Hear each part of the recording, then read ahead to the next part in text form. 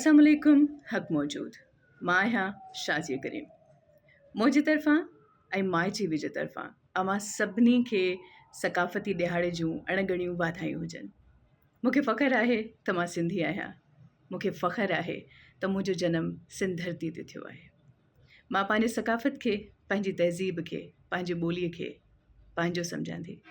इन करे मां जिथे बि वेंदी आहियां मुंहिंजी कोशिशि हूंदी आहे त मां सिंधी में ॻाल्हायां। मां सम्झां थी हीअ जेके ॾिहाड़ा अचनि था उहे सिर्फ़ु नचण ऐं कुॾण जे लाइ नथा अचनि, नई ख़ूबसूरत वेस पहिरे ॿाहिरि निकिरण जे लाइ अचनि था। सेलिब्रेशन आहे, अवां इंजॉय कयो, अवां पंहिंजे कल्चर खे सेलिब्रेट कयो, पर उन सां गॾोगॾु हीअ ॾिहाड़ा मां सम्झां थी वचन ऐं कमिटमेंट जो नालो आहिनि। त पोइ अॼु इहो वचन कयो त अव्हां पंहिंजे ॿचनि खे सिंधी सेखारींदा। अॼु इहो वचन कयो त अव्हां सिंधी ॻाल्हाइण में बिल्कुलु न कीॿाईंदा। अव्हां इहो वचन कयो त सिंध जे मान जी हमेशह हिफ़ाज़त कंदा। अव्हां इहो वचन कयो त अव्हां पंहिंजी सक़ाफ़त, पंहिंजी ॿोली ऐं पंहिंजे सिंध सां हमेशह सचा रहंदा।